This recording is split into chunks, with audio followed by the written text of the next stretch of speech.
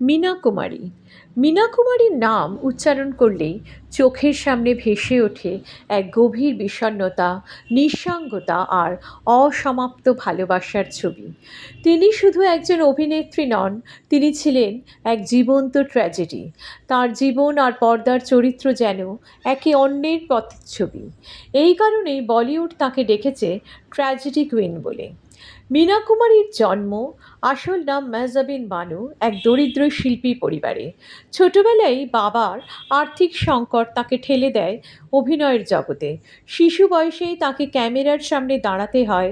খেলার বয়সে কাজের ভার, হাসির বয়সে দায়িত্ব। বাবা আলী বক্স ছিলেন কঠোর, মেয়ের প্রতিভাকে তিনি ভালোবাসা নয়, রোজগারের মাধ্যম হিসেবেই দেখেছিলেন। এটাই ছিল প্রথম বিশ্বাসভঙ্গ। অল্প বয়সেই মীনা হয়ে ওঠেন তারকা। বাইজি বওরা, পরিণীতা, সাহেব বিবি और গোলাম, কাজল, পাকিজা, এই ছবিগুলোতে তার অভিনয় আজও মানদণ্ড। কিন্তু খ্যাতি যত বেড়েছে, ব্যক্তিগত জীবনের শান্তি তত কমেছে। ক্যামেরার সামনে তিনি কান্নার দেবী, আর ক্যামেরার পিছনে সত্যিই তিনি কাঁদতেন।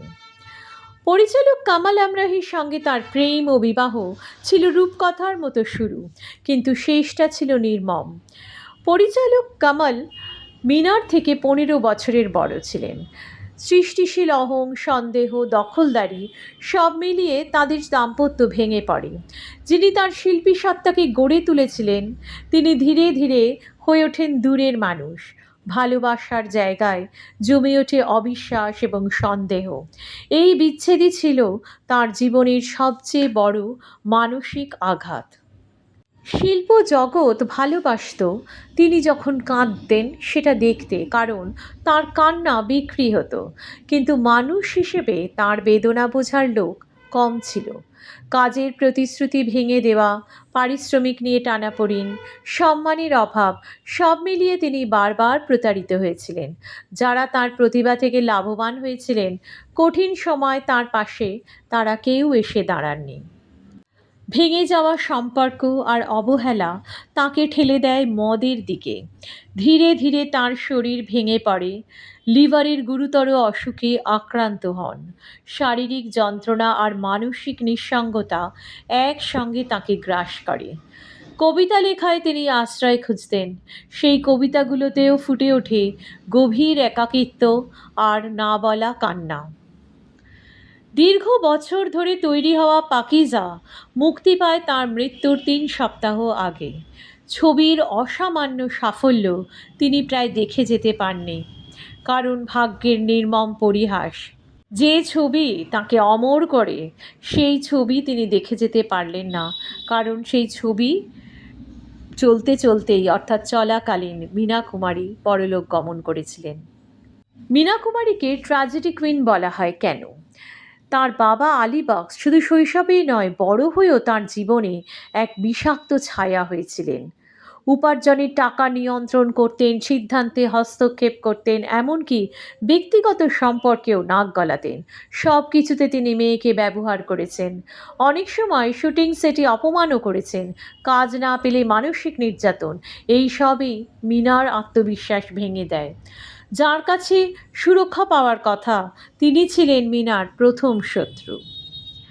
এরপর কামাল আমরাহির আগেও মীনা কুমারীর জীবনে যে প্রেম এসেছিল, কিন্তু বেশিরভাগ ক্ষেত্রেই দেখা যায় তাকে তারকা হিসেবে দেখেছে মানুষ, মানুষ হিসেবে নয়। অনেকেই তার খ্যাতি ব্যবহার করে নিজেদের অবস্থান মজবুত করেছেন।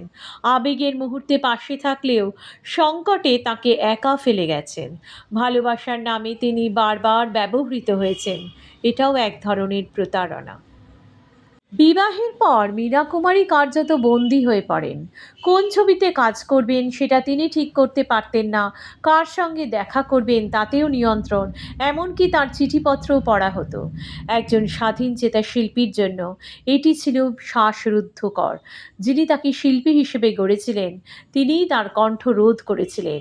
এই মানসিক বন্দিত্ব তাকে ভিতর থেকে ভেঙে দেয়। যখন তিনি অসুস্থ হয়ে পড়লেন, তখন প্রযোজক, পরিচালক তাকে এড়িয়ে যেতে শুরু করলেন।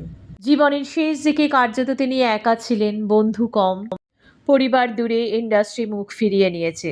যাদের জন্য তিনি জীবন উজাড় করেছিলেন, মৃত্যুশয্যায় তাদের বেশিরভাগই ছিল অনুপস্থিত। মীনা কুমারীর জীবনের ট্র্যাজেডি হলো তিনি কাঁদতে কাঁদতে সবাইকে হাসিয়েছেন, অথচ নিজে কখনো শান্তি পাননি।